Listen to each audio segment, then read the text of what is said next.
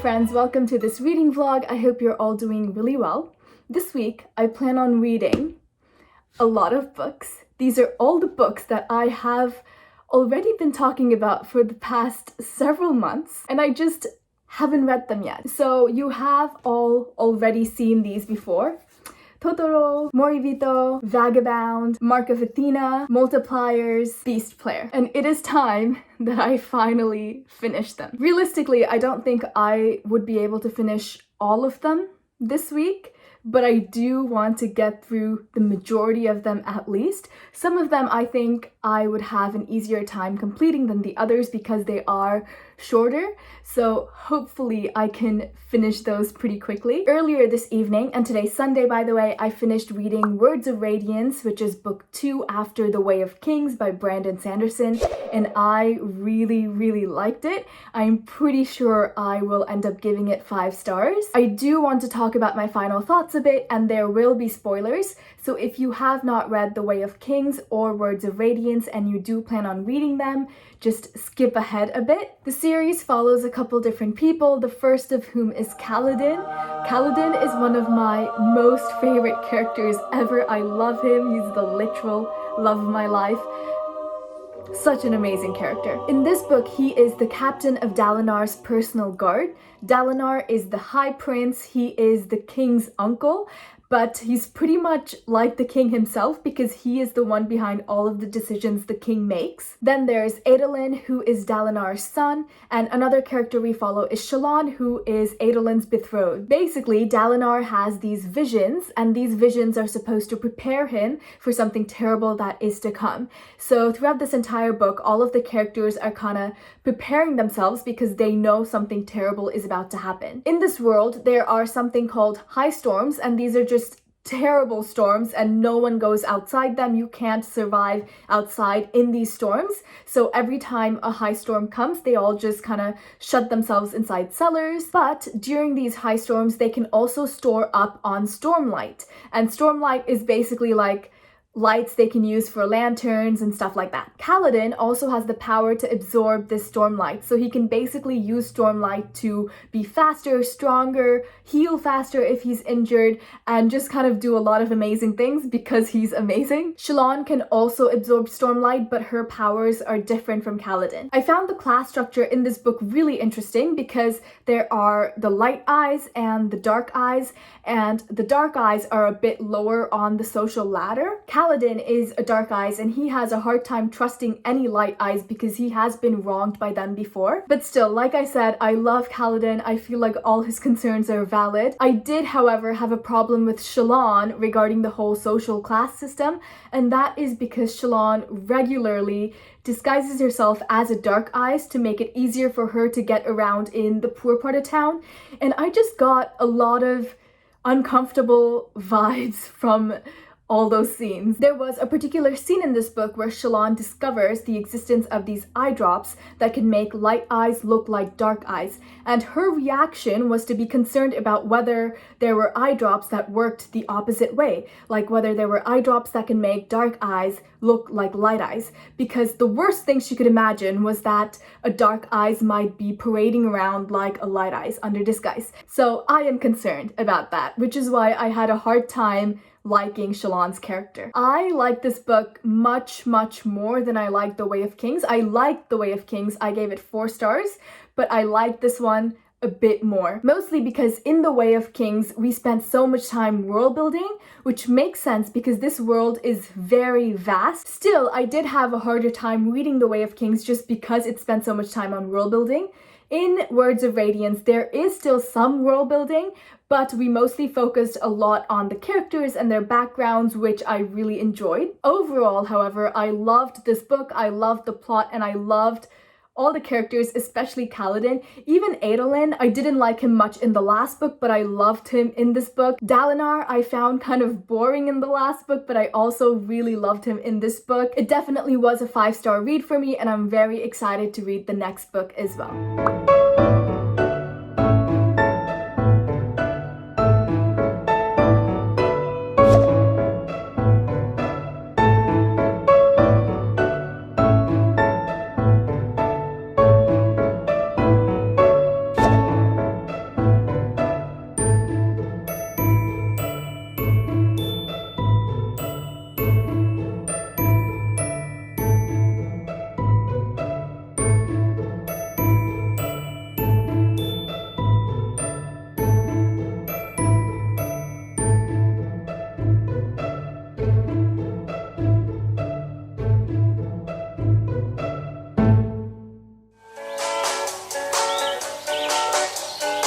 I said it before and I'll say it again. Life moves pretty fast. It's not about personality matrixels and charts. It's all about the bumps in your heart.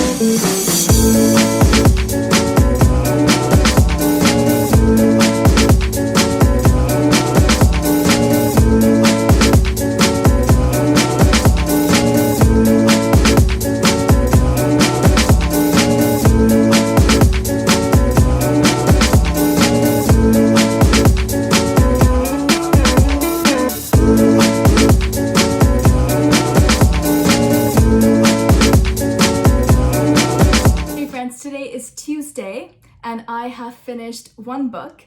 I am also almost finished with another one and I started reading a third one as well. But the thing is, none of those books are part of this pile of books that I said I was going to finish. The first book I finished was These Violent Delights by Chloe Gong. I buddy read this with Alex from Alex on the Block. I had been reading it for this whole past week, which is why I finished it so quickly. Overall, I thought it was a very strong debut novel. The writing was really beautiful and lyrical, and the plot was interesting. I liked the characters as well. Most of them. If you don't know, this is a Romeo and Juliet retelling. Roma is the heir to this gang called the White Flowers, and Juliet is heir to the Scarlet Gang. And both of them are rivals because their families have a blood feud between them. I loved Roma and Benedict and Marshall. Their chapters were definitely the most interesting to me, and I also thought that their characters were a bit better fleshed out than Juliet's was. I liked Juliet at first, but I didn't really like her the more I read from her point of view. I thought that she had the potential to be a very deep and interesting character, but we just got chapter after chapter of her trying to prove herself by being violent for no reason. And at first I thought it was super cool that she's able to like beat up all these people, but after a while you can't prove yourself just by beating someone up, you know? And I went into it knowing that this was a Romeo and Juliet retelling, so obviously there would be romance between Roma and Juliet. But honestly, I thought the romance was too cringy. I did not enjoy it at all. It honestly made me laugh. I could not take a single bit of that romance seriously. Basically, and I'm gonna go into spoilers here, so if you have not read it and if you plan on reading it, just skip ahead a little bit. But basically, Roma and Juliet had this forbidden affair going on 4 years ago. And I'm like, okay, like 4 years ago. But then I find out that they are 19 years old. So 4 years ago, they were 15. You can't be having some serious forbidden love affair at 15. And the way that they talked about it and the way that everyone else talked about it made it seem like this huge, serious, very, very serious thing, and I just thought it was funny. Like, they're 8th graders. They are the same age as 8th graders. It's not that serious. It's not that deep. And I just thought it was funny that it was portrayed to be like this huge thing when it honestly was more realistically like an awkward first boyfriend-girlfriend type of situation. Also, there were a few villain characters, but I thought that they were kind of generalized. They definitely could have been fleshed out a little bit more. So overall, I liked the book, but I think there is still a lot of room for improvement, which is like totally fine. I'm not trying to be negative. I think Chloe is an amazing writer, and I think she'll only get better from here on out.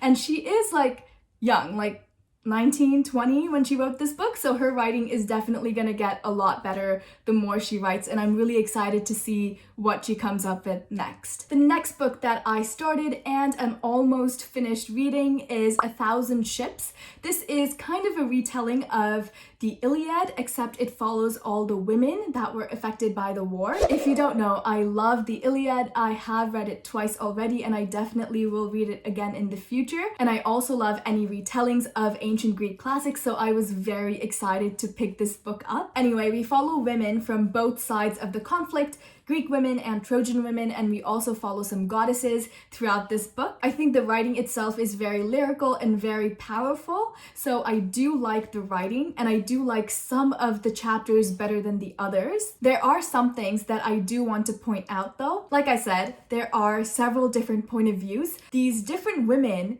all kind of sound the same. They don't have different tones of voice or different manners of speaking. They all kind of sound the same, which is one thing I noticed. If you are a writer, you definitely have some words or phrases that you love to use, and I have that as well. For example, I love using the word perhaps. So when I am reading over my writing, I need to keep deleting perhaps from like every paragraph. And in this book, one phrase that I notice used a lot is, do you understand? So for example, if a character is talking, they'll be like, blah, blah, blah, blah, do you understand? And if one character does that, I would understand, because that might just be that character's specific habit of speech. But there are multiple characters who speak that way, which is also another thing I noticed. I was kind of irritated at the way the goddesses are portrayed in this book. I mean, every writer has different ways of interpreting ancient Greek myths and like gods and goddesses and things like that, but this book makes the goddesses Aphrodite, Athena, and Hera seem like literal children. There is this particular scene where a golden apple lands at Aphrodite's feet, and Athena picks it up. And then Hera notices it, and they all start fighting about who this golden apple should belong to, and they're like, give it back, that's mine, no, I found it, it landed by my feet, I dropped it actually. I'm like it literally sounded like they were kids. And the last thing I noticed was that all of Penelope's chapters revolve around the story of Odysseus. Penelope is the wife of Odysseus, and she is waiting for him to get back from the war, but he just is not coming back because he gets involved in all these other things. He fights a cyclops, Poseidon curses him, and then he's on Circe's island just stuck there, and he's just not going back to Ithaca. But instead of following Penelope in her day-to-day life, and instead of seeing what she does back in her homeland without him, Penelope basically just summarizes for us everything that's been happening to Odysseus. We learn nothing about Penelope. Instead, all her chapters are just about Odysseus, which kind of disappointed me because this book is supposed to be about her, the women of the war, not the men. So I was kind of wondering why it focused so much on Odysseus. Anyway, I still have about 30% of the book left, so I'll probably finish that tomorrow and give you some final thoughts. And lastly, this is an arc I received through Penguin Teen. It's about this teenage girl who disappears from this really small town, and no one knows where she went, and there's no evidence left to kind of help them track her down. The interesting thing about this book is that all of the main characters have some sort of psychic superpowers, which is what really pulled me into this book. I'm only on chapter 3, so I really can't say much about this book, but I do like it, and I liked it from the first sentence. Anyway, that is what I've been up to for the past couple days.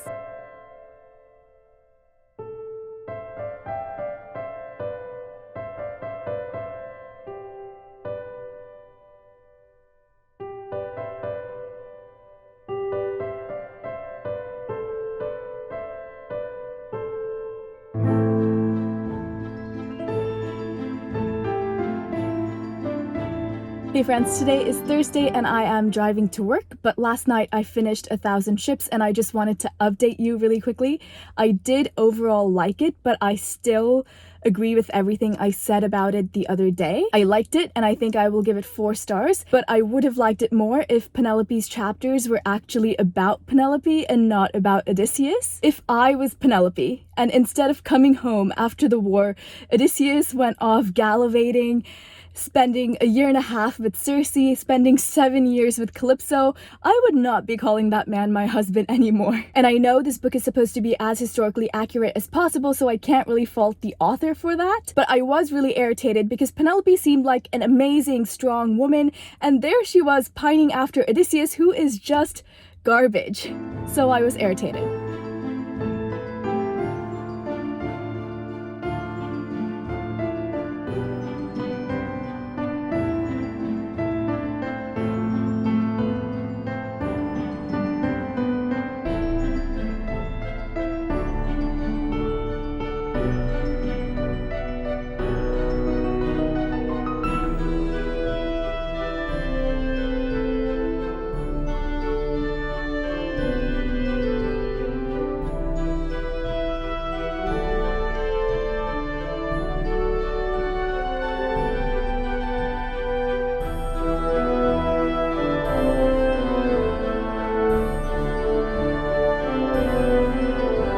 Hey friends, happy Friday. So I don't know what kind of fever dream led me to believe that I was completely capable of finishing this huge pile of books within the week, but clearly that did not happen.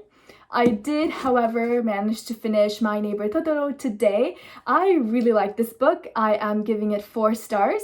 I did think the movie was better, which makes sense because this book is based on the movie, so the movie came first. This book follows 2 siblings. Satsuki is 11 years old and her sister Mei is 4. The 2 of them moved to the countryside with their father to be closer to their mother who is in the hospital. So they moved to this battered old house that everyone thinks is haunted, and there, of course, they meet Totoro.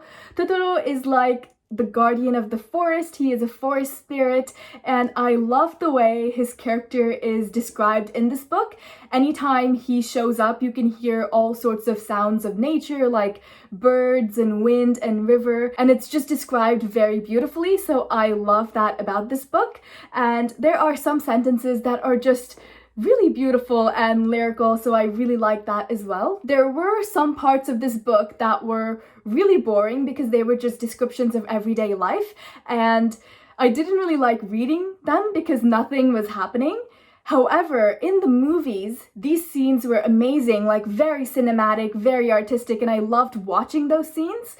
Translated into book form, however, I didn't enjoy them as much. I did enjoy reading it, but I wouldn't really recommend this book just because the movie is so much better. If you have not watched the movie, please do watch it because it is so amazing. To wrap up my week of reading, at the beginning of this vlog, I finished Words of Radiance, which I enjoyed very much, 5 out of 5 stars. After that, I finished 1,000 Ships, which I also really enjoyed. I gave it 4 stars. And then, of course, Totoro, which I also gave 4 stars. Currently, I'm also reading an arc of Dark and Shallow Lies, which I am really enjoying so far, and that's the next book I plan on finishing. That's all from me this week. My name is Ishi. Thank you so much for spending time with me, and I hope your day is as wonderful as you are.